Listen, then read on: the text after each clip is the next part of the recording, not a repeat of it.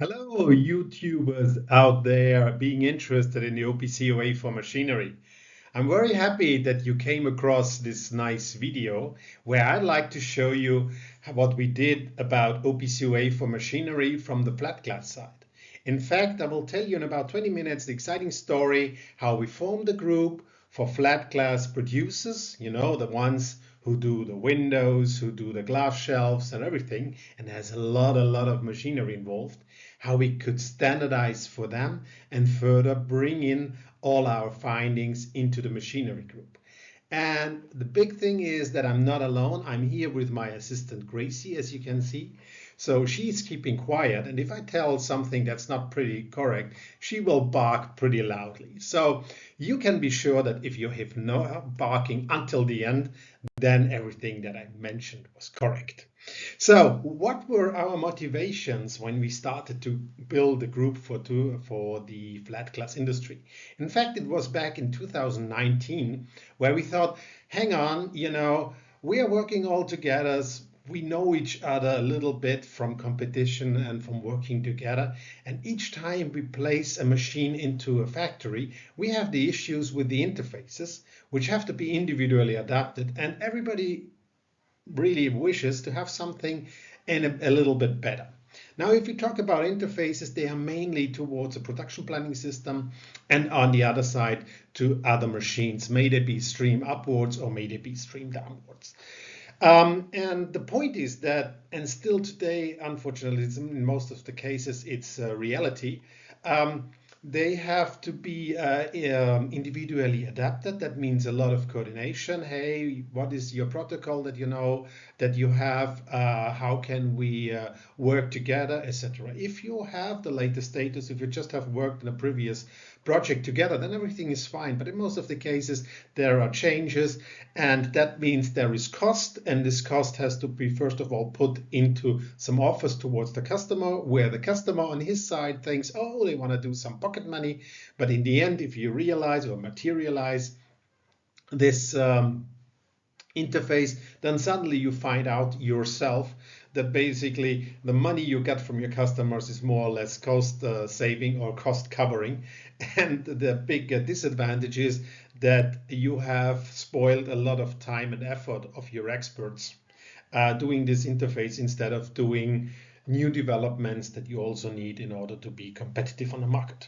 So we thought, hang on, let's sit together and let's see what we can do about it. And it was then in 2019 where we made a first presentation, and we gathered about 10 companies being interested from the flat glass industry. And the nice thing, it was machinery constructors, it was software companies, and as well as operators of machines who sat together and defined what we want from the machine.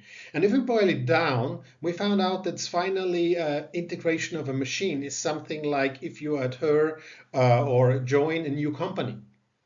Because in the end, what the machine wants is, first of all, she wants to make herself present. That means she says, look who I am. That means making an identification. Second, the machine wants to know what to do. So she wants to get the orders. And third, she wants to also show how she has performed. That means bringing back information. And based on these principles, we started to think on what is the best way to start. And we thought, a lot of people start with IoT integration because at that time that was a big hype and everybody was interested and it was new. And we thought, where is our big pain point? And honestly speaking, the big pain point was the sending of the jobs itself.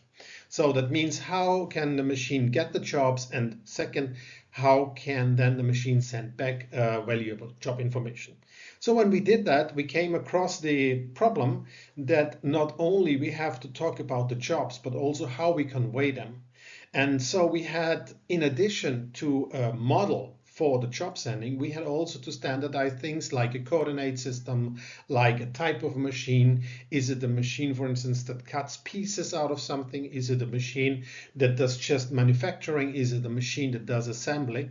And finally, we found out to have a pretty good, let's say, view on ourselves. And that was very important because it brought us understanding a view on ourselves, how we have to create the jobs. And we could how to say, established a job model, and certainly we wanted to display it also to our customers.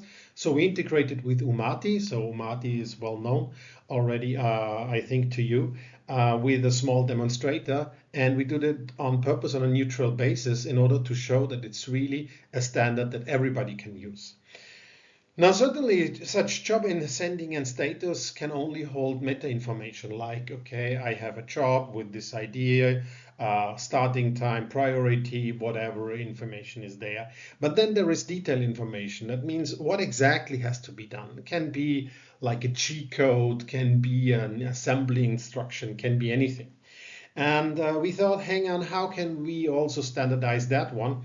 And we thought, in this case, OPC UA is not the thing we want to use. We want to do that on Google protocol buffers mainly using JSON format.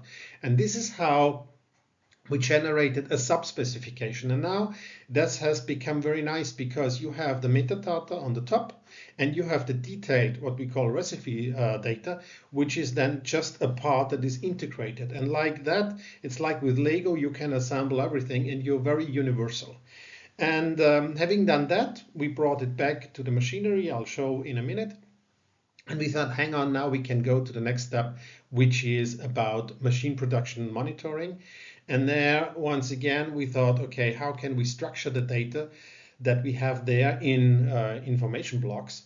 And we found out the very simple way to do it is to say, look, there is a one thing that is the machine status, there is the production information, and there's the product information.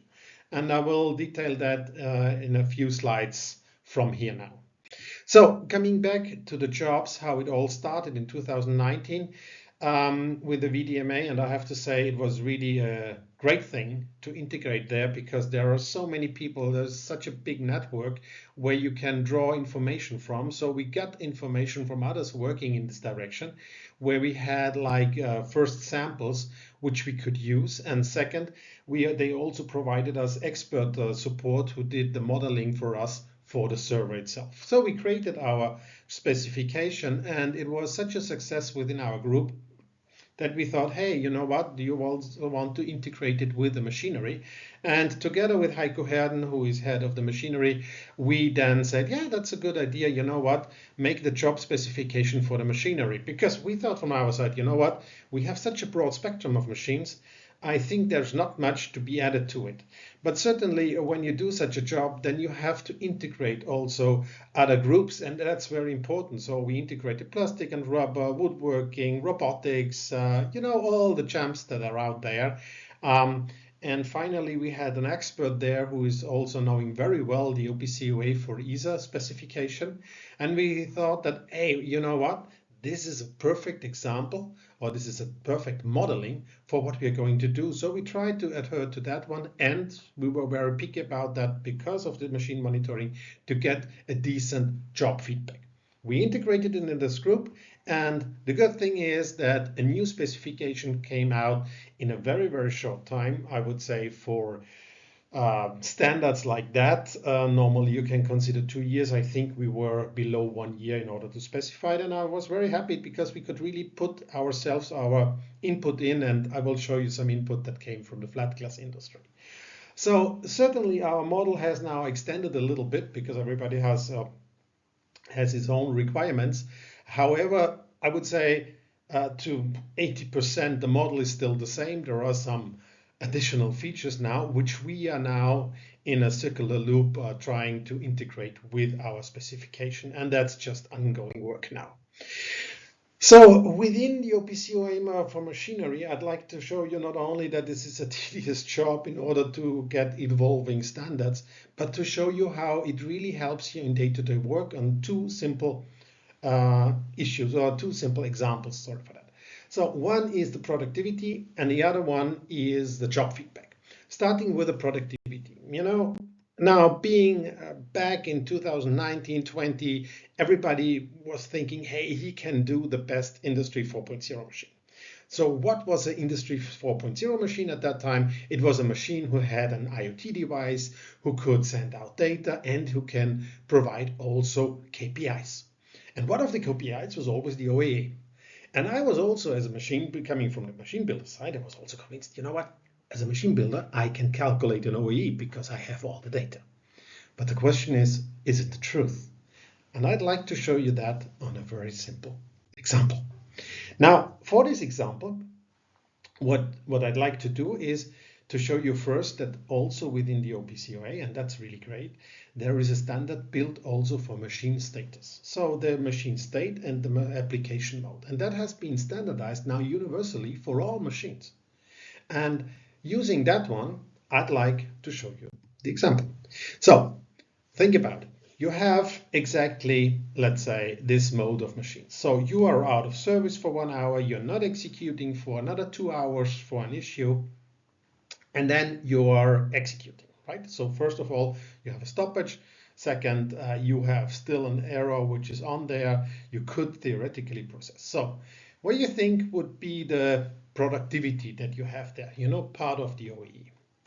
So basically what you would calculate is, I had 8 hours because it's the shift model that I have in a machine. I have produced for 5 hours, so calculating it back gives me an availability of 62%, right? 62.5, whatever.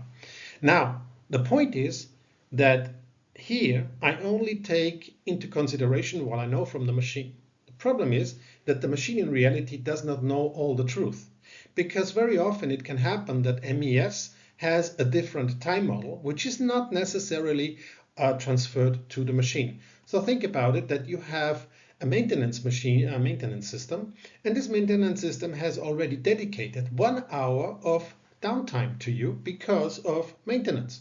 So in reality, it was not 8 hours that were planned, it was just 7 hours that were planned for production. And lucky you, suddenly using now standardized data, you came across another calculation which shows you that instead of 62%, you have now about 71% of productivity. So you gained about 9%.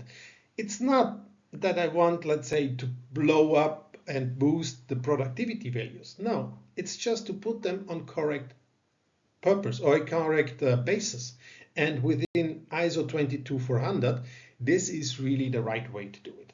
And having said that, I'd like to show you a little bit, just one model of the ISO 22400, and I can tell you one thing, you know, normally reading specification, maybe also listening to videos like that is damn boring. But there is one thing that is a thriller, and that is the ISO 22400. So if you have the chance to read it, it's really great. So it's not like a sleeping pill, exactly the contrary. So coming back to the model, basically this ISO 22 defines a model for planning, which defines the reference time. So this can be, for instance, the shift model that you normally apply. But within that, you can say you have a planned operation time. Yeah. So you can have a time where you have no production. Can be that you don't have orders. Can be that there is 1 hour that is blocked to a reunion of the group of the company or something like that. And then you have a planned busy time where you deduct simply planned downtimes. That can be for a maintenance or whatever. And the second part is then the execution. And within the execution, then also you have in this model, and this is the one that has is on the machine, you have the actual unit busy time. That means how much is it busy. And in that you have also the actual unit downtime to any reason that the machine is not for, let's say materials were not ready. And then you have actual unit delay time. This is classically due to the fact that you have unexpected stoppage of the machine due to an error, due to a failure. And in the end, you have also then the setup times. And in the end, you end up with the actual production time, which is certainly the smallest of all. So what we were doing is we were putting together the OPC UA model for the state machine. I hope you remember it, the one with the states and the modes, and this time model. And we were looking for if we can combine them in order, like shown in the example before, to put it into perspective or put it in a relation in order to always get the right values. And guess what? We achieved it. And that is the beauty of it. So we could combine the status that was states and modes that were already defined together with the work of the experts. And here I thank very much to Andreas Kirsch for his excellent work together in one big table where you can reference them, and then you have really valuable data, uniform data that you can use for your own machine. And that is the beauty, that suddenly you come into something that is completely standardized. And this, dear listeners here out there on YouTube, this is the beauty of it, because it's not only about the communication of OPC UA. It's really to bring more meaning to it. It's just to open the mind and say, hey, how can we integrate with the standards, and how can we make something more universal? And the last example that I'd like to show you is the job feedback, where we did exactly the same. So when we have a job, you know, in the job management, then normally you feed in the data. So here, for instance, is for a cutting job. You see here the glass panes, how they shall be cut out of a large stock sheet, how we call them. Then you have the preparation, where you have first not allowed to start and then allowed to start. So not allowed means the material is not ready. Allowed to start is materials are ready. Everything is ready to start. Then you're running it. You are ending it, and maybe it's interrupted due to some issues, and it can be even aborted if you have a breakage of a material, a tool, or whatever. But in the end, what you want to get is a kind of a result of your job. And this is what we defined. And we said, look, there is a general part, there are the production parameters, and there shall be also the bill of material. And this is where I'm very proud of, because this is something that we modeled first in our group, and we could transfer there, and it was from the beginning even very much compliant with the ISO 95. So that means that without knowing it, yeah, we built up something that is very similar and that we could easily integrate. So showing you on an example what such data can be, and that is really universal, is on two examples. One is an example where I'd like to show you so-called 1 to n. That means we divide something, and the other one is an assembly job.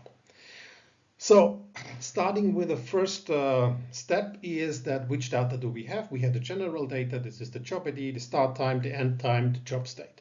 We have the materials actual, so this is information about the material, including also production parameters that you had on the machine, so that you have a direct feedback in sense of quality control, but also if you think it in a sense of CO2, for instance, if you want to add the energy.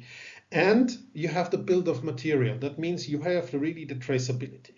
And all this, as said before, we did it for two purposes, or let's say we do it on two examples. And this is even a part of the specification of the job specification in the end, where you can see nicely how such examples look like. So one is cutting raw glass. That means you have a big pane and you cut out the small window sizes, shelf sizes, whatever you require. And one is the assembly job. So for this one, we have then example giving for the cutting. We have just as build information, just one material, because you have one pane out of which you cut all them, and you get the additional information of each pane.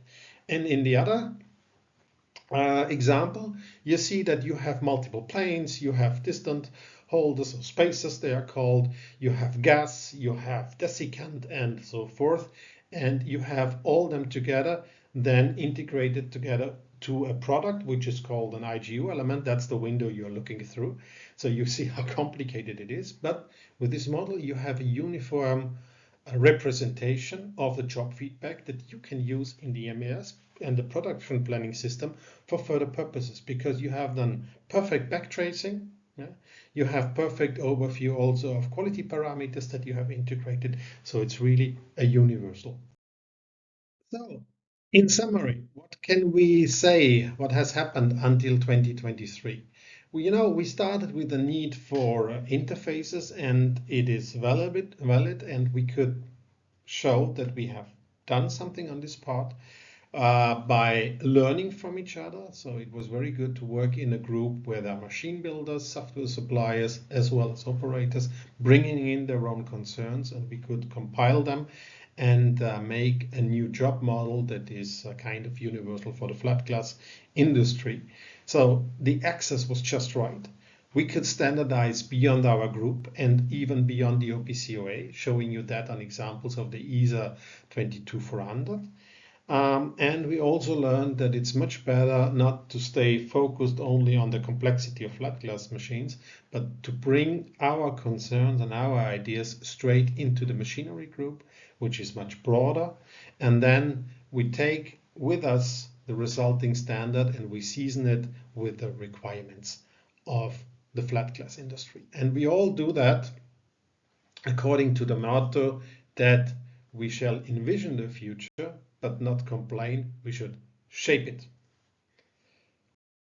And with these words, I'd like to thank you together with my assistant Gracie. You see, she was now sleeping while I was talking, so give her a big thumbs up that she was so patient in sitting on me and keeping me warm while I did the presentation. I thank you very much, and I hope you enjoyed it. If you enjoyed it, give us a thumbs up. Thank you. Bye.